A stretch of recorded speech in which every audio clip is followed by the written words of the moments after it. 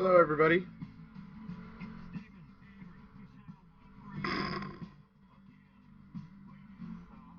I don't know. I suppose you can wait. You can listen to Laura until she's done. I wanted to wait till Laura was done, but she's been talking for like almost 2 hours now, so I figured it'd be cool. uh,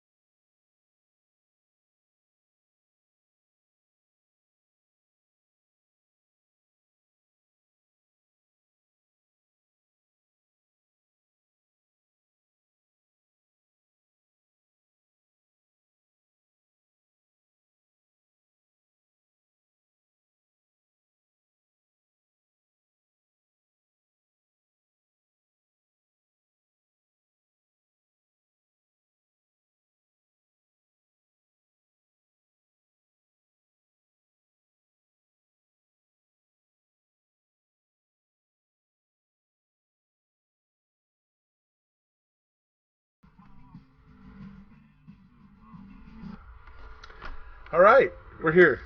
So I'm sorry for those of you who are also listening to Laura. Uh, you can go back and listen to her until she's done, and you can watch my video when it's not live if you want. I'm not trying to step on her toes. It's done. It just took so long. So, hello everybody. Hi. Australia, great, awesome. Love all my international supporters. Love it, love it. And in fact, all of Stephen and Brendan's international supporters.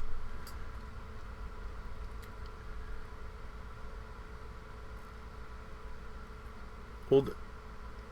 Oh. And I've used this docu-series to educate myself by people and how thoroughly corrupt Wisconsin judicial system is. Yeah, Wisconsin is, and other states have pockets, or in similar kind of things. Yeah, our justice system as a whole just kind of needs to be addressed, and it needs to be. Things like AEDPA need to be amended, and various things like that. But for the main part,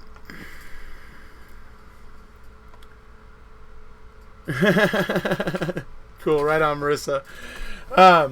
So I was just coming back out here today. Probably going to make this short because, there's been other YouTubers that were going live today. I don't know if you guys remember from last night. There was a guy named Info Warlock. So he went live today. I was watching his show. I ended up calling into him and talking to him and stuff. And then Laura went live. And so I wanted to give everybody a chance to talk about MAM because obviously I've been talking about it quite a bit every day. So I didn't really want to step on anybody. I wanted to give everybody else a chance to do their thing because I want as many people, talking about this and creating discussion as possible.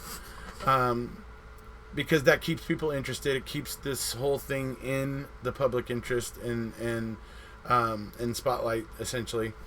So yeah, it's so I didn't want, like I said, I didn't want to step on anybody's toes. So I was trying to wait till she was done. But an MAM2 states that TH went to Zipperer before Avery Salvage Yard, but I just read that she went to GZ after. There was some confusion about that, about whether she went to Zipper before or after Avery. There was some confusion definitely regarding it. And you're probably reading one of those old things about that confusion that once existed. Hi, Tony.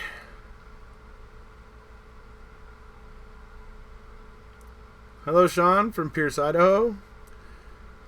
What's going on with Laura right now? I'm out of the loop. Oh, she was just going live tonight. She just went live on her YouTube channel. I don't know if you guys know who Laura is. Purple X Out. She's a YouTuber. She used to do a lot of MAM videos. She got kind of out of it for a while. She's been doing a lot of gaming stuff. But now that MAM2 came out and all the stuff was on there, so she's kind of gotten back into it. So she went live tonight, that's all. It's just, so I was watching her live feed and taking part in the discussion there with everybody there. And then that's why I'm coming on so late. Plus the Dodgers are frustrating the living hell out of me right now. So I'm here to do this to get my mind off it. And I hope that when I'm done, I will have happy news.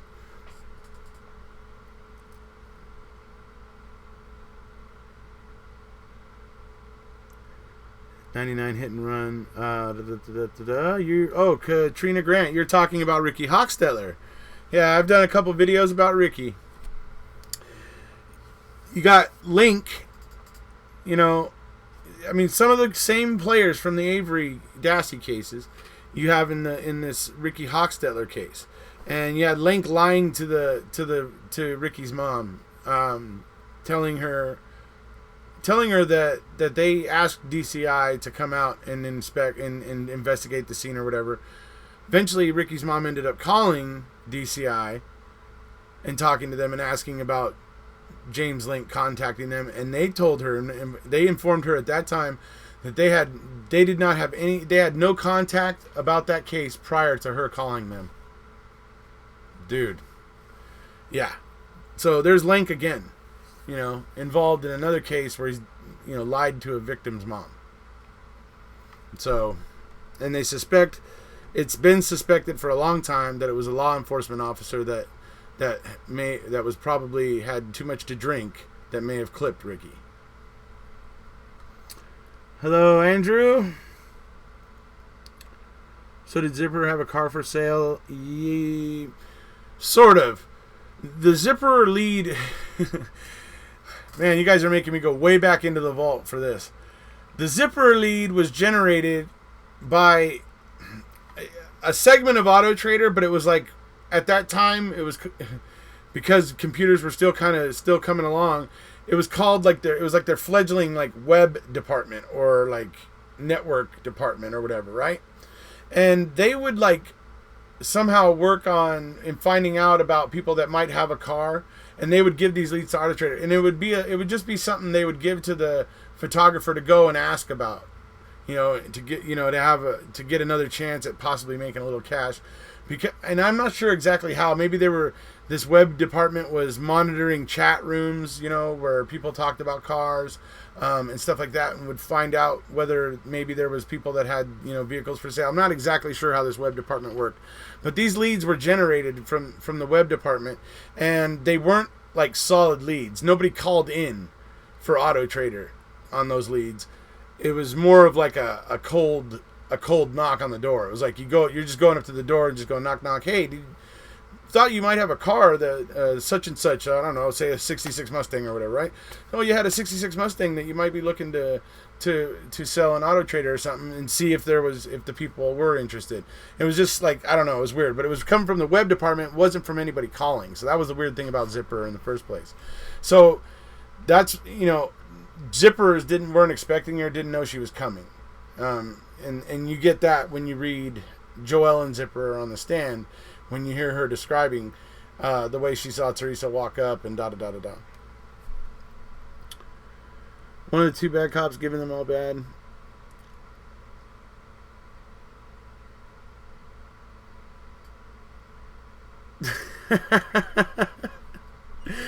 The case is cursed, I suppose.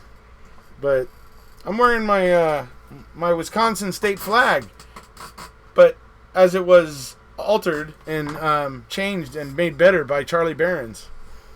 I don't know if you guys know who Charlie Barons is, but he's a really funny guy. He's on YouTube.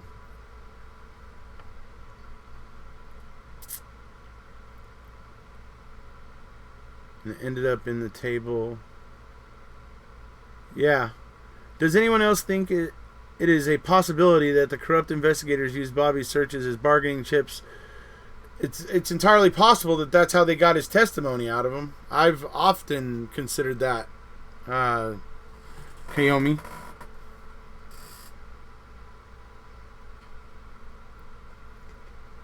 I mean, I never could understand why Stephen's own family would testify against him. it didn't make sense. None of the evidence made sense, so it didn't make sense that his family would testify against him. So I've always wondered what was the story behind that.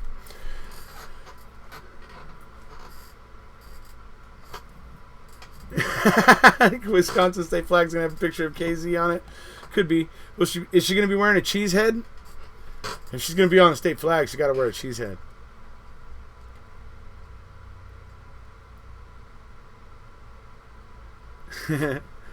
So what I came to talk about here today, and I meant to make it quick because I know there's been a lot of everybody's been watching other YouTubers for a while, so I'm gonna try to make this one a little shorter.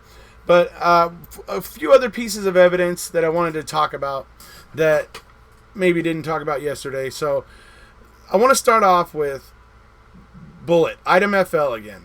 Okay, as I explained yesterday, it's very, very fishy that it was found on top of the dust with no dust on it, and it's like concaved on the top, so that would have been like a perfect bowl for concrete dust to settle in. And so I have that issue with it. Then we have the issues that KZ is bringing up now. And that is the fact that the bullet is, number one, it has wood and paint in it and not bone. So that's the first problem with it. Well, I guess you would say the second problem after the concrete dust problem. And then the third problem is it has this waxy substance on it for some reason. So Kathleen Zellner reasons that the waxy substance is likely to be some of Teresa's chapstick. It's in the evidence logs that it was collected, some of Teresa's chapstick, and after, she would have been applying it to her lips and stuff, it would have gotten maybe a little saliva, even some skin cells from her lips, especially if she was, now just think about it for a second. You're applying chapstick when your lips are what? Dry and chapped.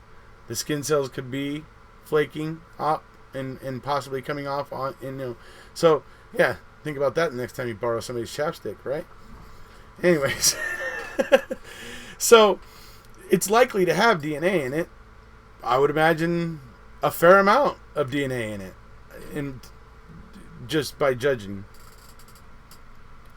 Threatened, okay. Many months later, yeah, it's absolutely that, and I'm going to get to that in a second about it being found many months later. So you have the reason why it's odd that there's this waxy substance on there is because, number one, what is it? Now, I got to be perfectly honest with everybody.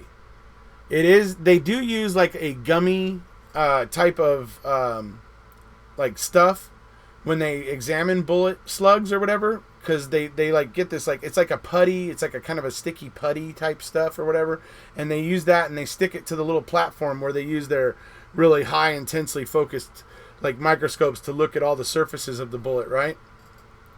And so they use like a sticky or a gummy kind of like whatever, like, or a putty like substance or whatever that they use the bullet to stick it to the platform where they examine it. So it could maybe be that, but it's being described as waxy. So if it's being described as waxy, then that leads to the belief that, okay, yeah, chapstick is very much waxy. It's it's primarily wax, right? Or, well, wax-like. And when you think about it, do you guys remember in MAM 1 when you hear Jerry talking about how Sherry Culhane still had some of Teresa's personal items at her station 5 months later in March when the bullet came in? I can't believe that. That's like, that's bewildering to me. Why on earth would Sherry Culhane, a lab tech who has to test thousands and thousands and thousands of pieces of evidence per month, have one victim's personal items still at her personal workstation 5 months later? Isn't that odd? Isn't that strange? I think it is. They claim the bullet shot TH in the head. We now know that that's not the case. So now some are saying the bullet found must have went through TH somewhere else. Like what? Well, people are going to claim all kinds of things, and the fact of the matter is, the prosecution's theory, the prosecution's narrative, is that she was shot in the head. Okay, I'm going to be getting to the head injury in just a minute, so let me go ahead and just let me go through what I got here, because I'm going to be getting to what Zellner is showing us of what really caused the head injury, and then when we cover that, you'll be able to see that slug was just a random slug they found on the property and planted DNA on it so that it would fit their narrative. And so anyways, I'm going to get to that in just a second, though. So, but I want to reiterate how strange it is that Sherry Culhane, the lab tech, would have Teresa Halbach's personal items still at her workstation 5 months later. That is very strange. That does not seem normal to me. That seems completely very, very fishy and odd. Right? Okay, so now let's get to how the skull injuries most likely actually happened. So, hi, Allie. So,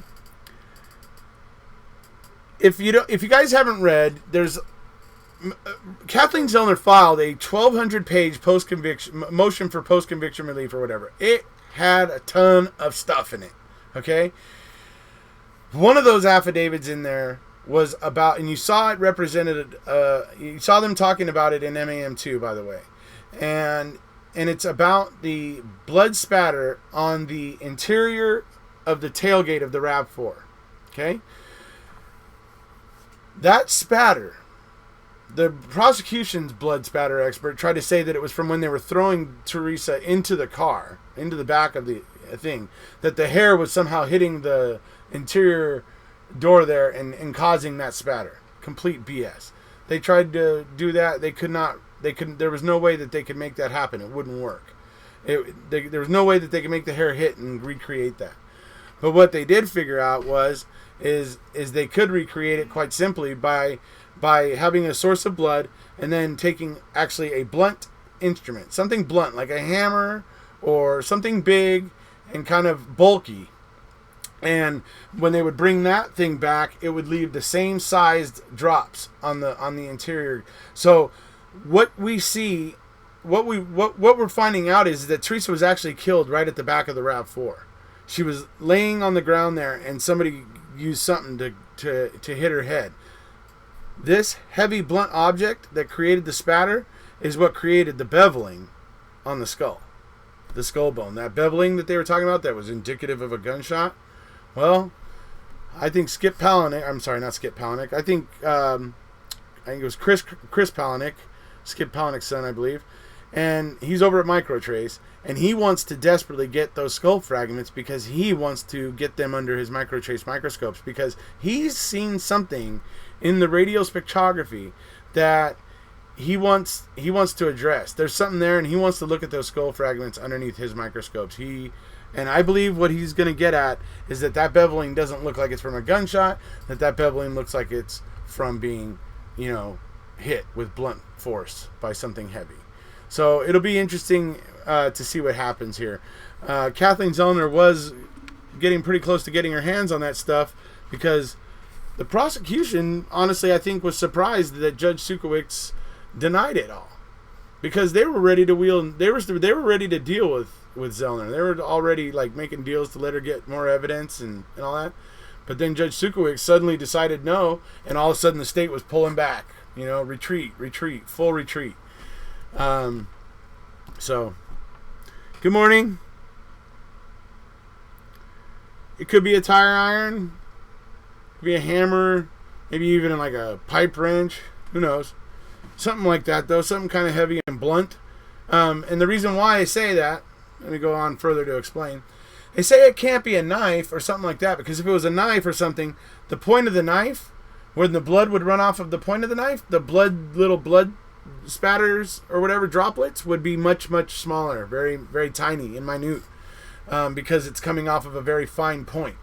Whereas with the hammer or whatever the blunt object is, the blood is just coming off of a blunt surface, and so it's kind of bigger drops that are flying off of it. And that's how they're able to determine that it wasn't like stabbing and all that. It was actually something heavy and that she was being hit with. King Kratz was arrested today for a case of mistaken identity in order to change a tire being disturbed. We know over 70% of her skeleton is somewhere else. Yeah. Did Bobby Dassey go to jail recently? Not that I know of. I don't know if Bobby Dassey going to jail recently. Followed Erekose here from the beginning. Thank you. KZ should have released the full interview with Bobby Dassey instead of 3 seconds. He sounds innocent to me. C4P 420. We can make that happen. The full thing is available on YouTube somewhere. I'll find a link, and after this video I'll post the link down in the info below, and then you can watch the whole entire thing.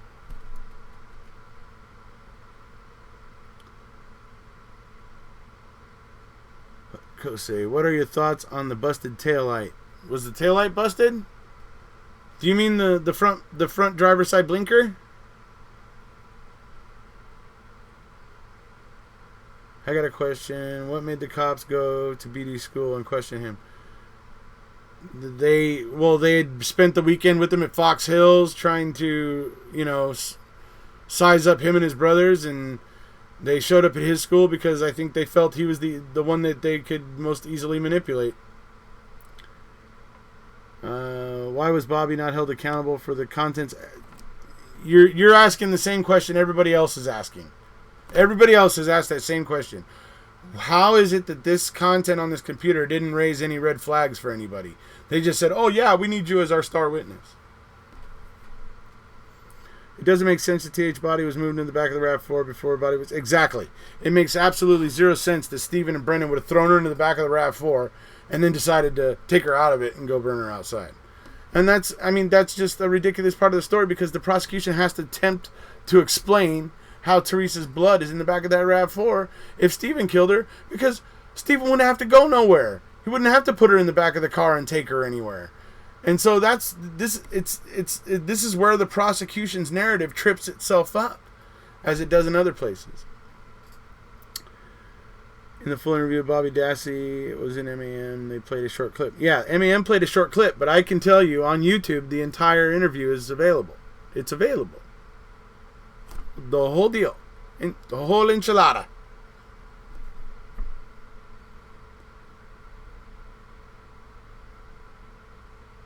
No, KZ didn't. Okay. Andrew Evans. KZ didn't interview Bobby. John Dietering did, as part of the new investigation they opened up at the end of last year. I don't know if you knew about that, but they did. Calumet County opened up the investigation of Teresa Hallback again at the end of last year, in, I believe it was September or October of last year, and they interviewed Bobby Dassey.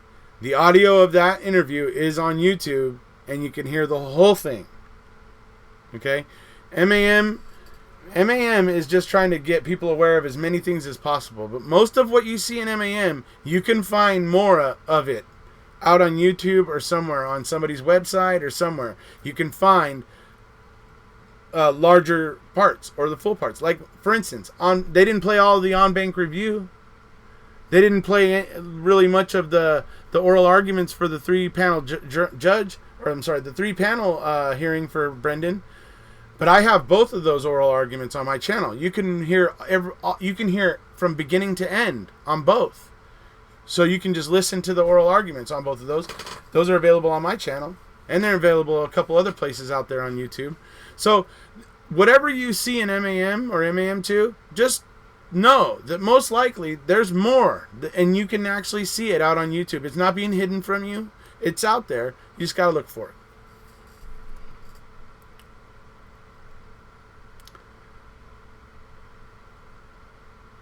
Oh, well, it wasn't KZ that did it. No. If somebody said that, they were probably just mistaken or confused, but it wasn't KZ. It was John Dietering for the Calumet investigation. So, yeah, absolutely. BOD wouldn't cooperate. It is on Mystic Jinx channel, folks. Okay, yes, there we go. Mystic Jinx. Yes, exactly. There we go. I love Jinxie. Jinxie's the best. Yes, it's on Jinxie's channel. So, Amber, the fact KK had different theories in the trials is another reason. Yeah, another issue. Yeah, different theories. Absolutely. So in her affidavit, did she flat out list Ryan as a Denny? She in her 1,200 page motion? Absolutely. It was mainly focused on Ryan. It's incredulous that the state is still trying to make believe that there is no way they can be wrong about this. Yeah, I know. It's ridiculous. I suppose they were talking about THC and around Manitowoc in her own RAV4 makes no sense. Yeah, that's true. No, I know. C4P420. Yeah, I know you're meaning KZ's investigator. So I hope that clears it up. Yeah, I think somebody, whoever you were listening to, just got mixed up. I have not read Kratz's book yet. I have Jerry's book here, and to my shame, I have still not gotten around to finish reading that.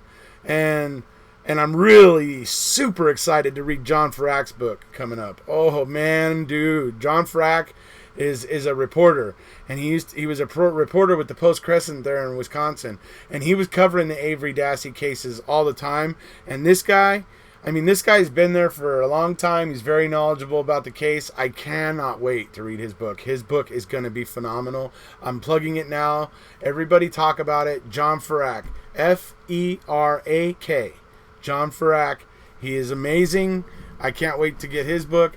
But yeah, I have not read Kratz's book. I'm waiting to get a free copy of it, to be perfectly honest, because I'll read it, but I'm not going to pay for it. I'm not putting any money in that slime bag's pockets.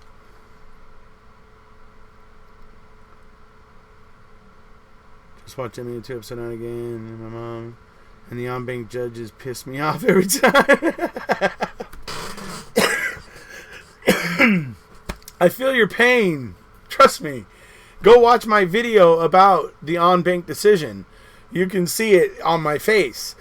At the time when that decision came through, it was like a punch to the gut and a kick to the teeth. How many times Kratz say to the jury they are simple or stupid and they believe the theory of plant? Yeah, I know. It's just like when Fallon tells the jury innocent people don't confess. That's a lie. That's just, there's no other way to classify that than lie. Is Avery innocent, or is there just enough evidence to prove he did this? In my opinion, it's very improbable that Avery did this at this point. Steal his book then. I agree with you, Hawkeye. Yep. Yeah. Yep. OMG, I forgot to say this a few days ago. There is a video that plays the call with Colburn again and again and points out that's my buddy Johnny. Yes, that's my buddy Johnny's video. It just got re-cleared because YouTube had deactivated it for a while, but it just got re-put back out. You can find it if you go to Ripper YouTube, or if you just type in Ripper, usually it comes up. But I can leave a link to that video. I'll leave it also in the information. Let me see. Let me put Colburn call. What was the other thing I was going to put down there for you?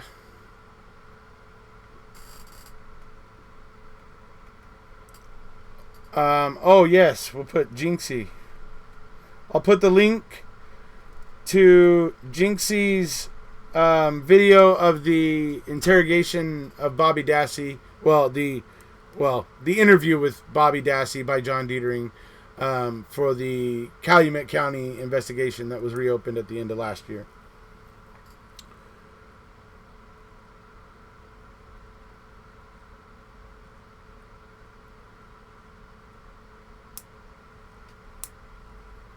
Yes, Bobby Dassey was interviewed by John Dietering for Calumet County's investigation that they opened up at the end of last year into the death of Teresa Halbach.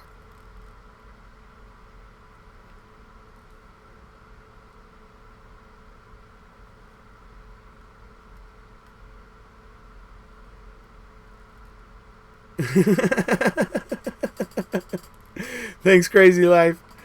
This burgers wouldn't fit. IQ is too low. Yeah. Yes. That's the proper abbreviations.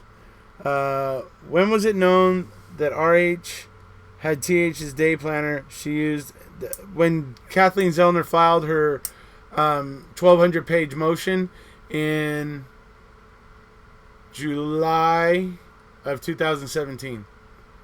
When she filed that, July, yeah, July, and when she filed that page of the planner with Teresa's handwriting, it was in that motion. It was all part of her pointing at Ryan Hillegas. Literally everything hinges on those Tassie interrogations. Cops picked bits and pieces from him getting... Yeah, exactly. They fed him, you know, the crucial things that they needed him to spit back. They fed those things, or said them, before Brendan ever did. And that way, if then, you know, basically feeding him the thing that they want to hear. And then eventually when he's fumbling later and trying to tell him what they want to hear, he thinks about one of the things they already told him once, so that he knows that he's going to say something that's going to please them. It's such a vicious psychological tactic that they're using on Brendan, because he's just not really equipped enough to combat it and you know, deal with it, really. If Avery was released, they would have to release so many people. Yeah. Let's see. Struggled to hear the audio. He's suggesting they were there at the same time, making a call at the same time when the vehicle was found. No, what it is you hear Colburn calling it in, right?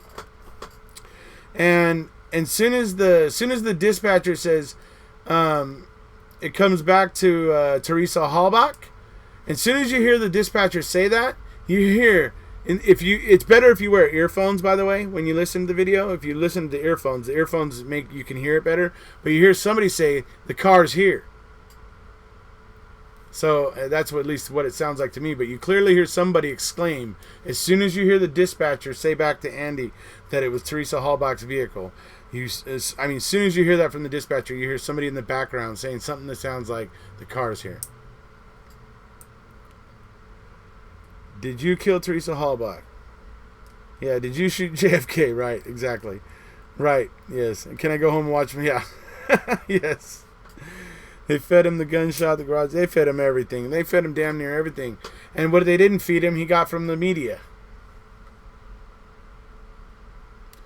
Why would the cops break into S.A.'s trailer for his blood when they already had his blood and evidence?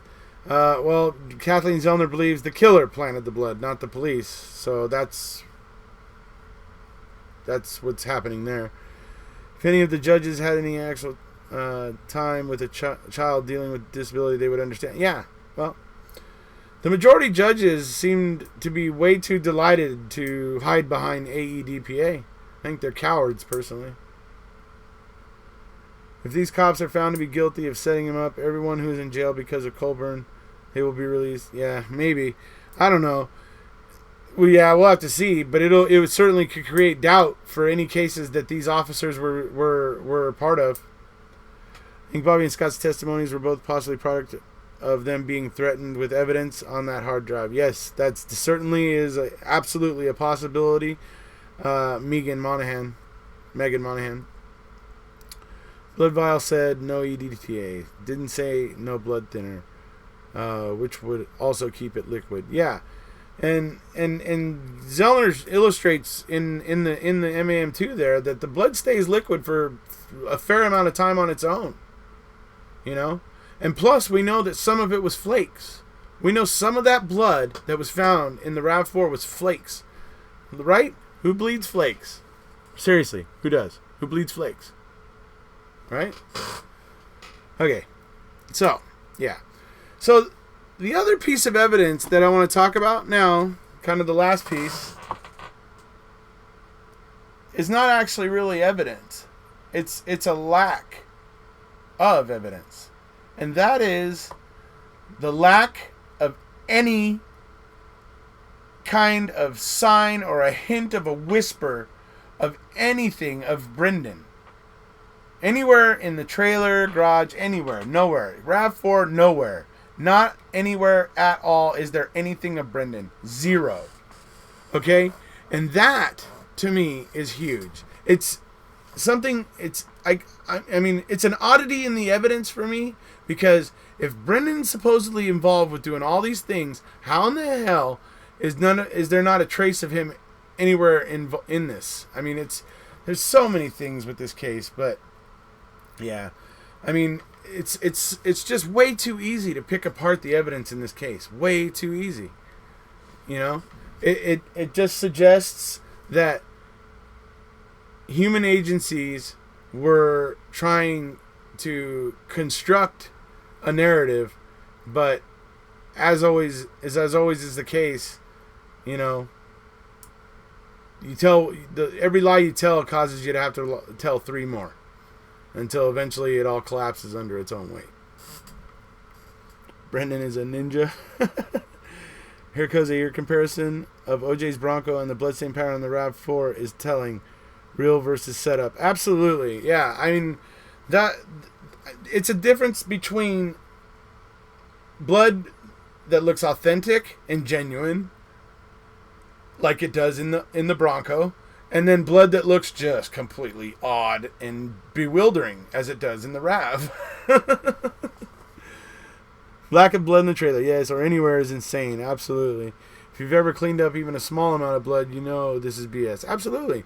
There's no way that Steven was rug doctoring the carpets with bleach, okay? Because the carpets would turn white. That's what bleach does. Don't know about the guns. Okay. Funky, right? There should be gunpowder residue. And I think SA was restricted from a firearm use, so he should have none on his clothes. Right. Originally, who got the day planner from RH? And why... Let me see. Hold on a second. Originally, who got the day planner from Ryan Hillegas? And why didn't this set off red flags pointing to Ryan Hillegas? That's a darn good question. To be perfectly honest, the moment he pops up with that page with her handwriting from that day on it, should have set off red flags, but it didn't.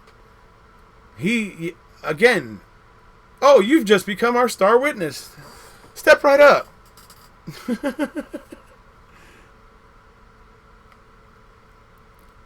He would smell the bleach, absolutely. Peroxide is better for cleaning up blood, and peroxide would also bleach. Well, it would, it would change the color of the carpet. You can't even paint over blood. Have seen cases where luminol lit up through the paint. Yeah. I didn't see a mat. Not sure if it was missing, but the bloodstain pattern in the back indicate her hair was soaked in blood and resting on the cargo. Yes, absolutely. There was, yes, evidence of her hair and a little bit of blood in a flow pattern where they reason, in my opinion, logically, that her head was resting there in that cargo area.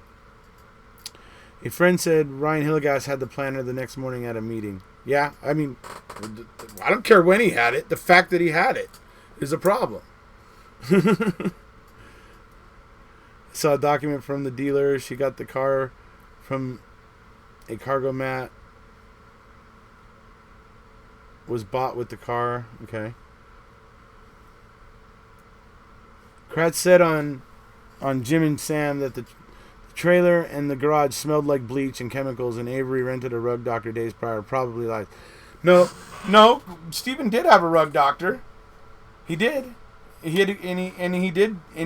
that about the rug doctor is true, but I don't remember anybody saying it smelled like bleach. I remember two officers claimed that it smelled like chemicals or something.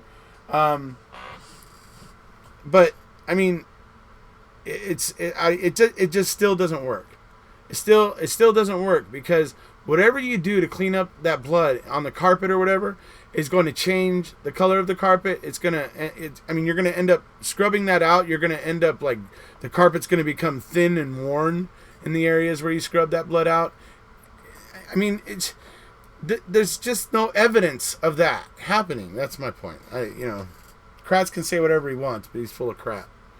Kratz is the one that wants you to believe that the officers were carrying around, or he wanted you to believe that's how the blood got, or that's how the hood latch DNA got planted, was by vials of sweat, right? Because that would seem ridiculous, wouldn't it? Officers carrying around vials of Avery's sweat. Well, yeah, but the sweat doesn't have DNA in it. It can from skin cells sometimes, but there's no guarantees on that. So that was a bit of theatrics by Kratz. Another one of his clever lies to misdirect people. Because yes, it would seem ridiculous that officers were carrying around vials of sweat, but it's not ridiculous to think that officers were pulling a swab out of the trash that they claimed they were throwing away after they collected it. I mean, it's ridiculous. They brought Avery and collected groin swabs, and they said, "Oh no, the warrant says we're not allowed to collect those. You need to throw those away." So they get thrown into a biohazard bin. All of a sudden, you have 2 swabs with Avery's DNA on it right there. Who knows what happened with those? It's, so.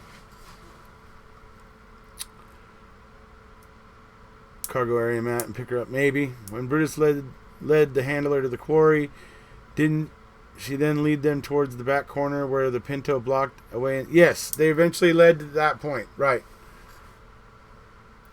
Even if the blood was cleaned from the carpet, there would still be everywhere else to clean it. Yeah, I mean, like the mattress, right? The mattress. How's he going to get the blood out of the mattress?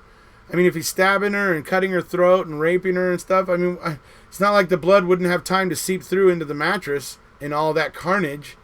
It certainly would.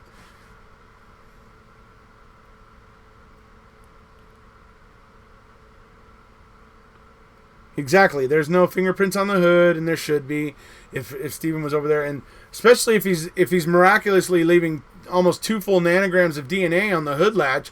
I mean, geez, I got to imagine he would have left some pretty strong fingerprints, to be perfectly honest.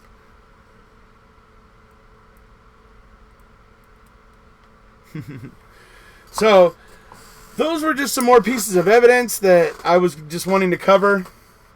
I am also planning to go live in the morning, just so you guys all know. Look for it between 11 and 3 o'clock. 11 on the West Coast, 4 o'clock on the East Coast. And then the international crowd will have to kind of find out your timing accordingly. But I'm looking to go tomorrow roughly in the morning, but right before midday. So if you guys are interested. Managed to leave so much evidence in car. Exactly, right? If he was... Yeah, okay, so this is a good point. Katrina Grant. This is why in Zellner's 1,200-page motion, the original motion for post-conviction relief, she goes through this, how the prosecution's narrative is, it takes Stephen from idiot to savant. Idiot to savant. Idiot to savant. Idiot to savant.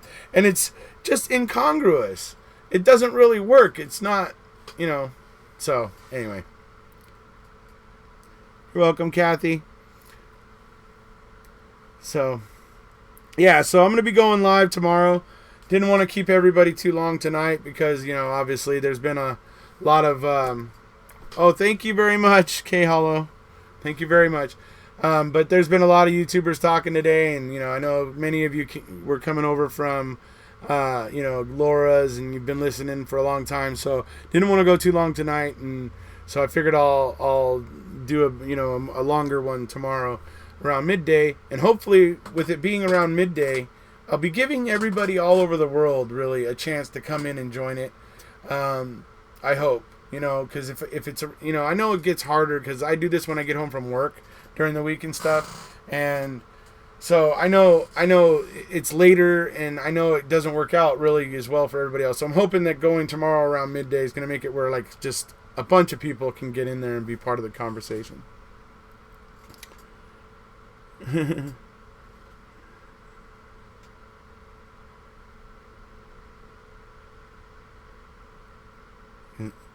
You can discuss this Sikiki letter. I need info. Never read it.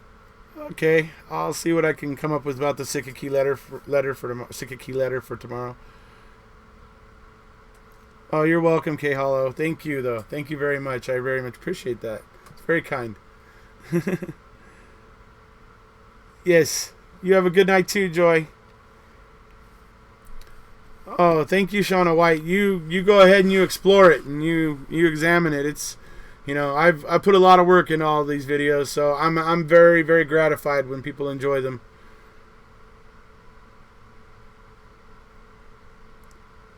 Laura's channel is called Purple X Out. Correct.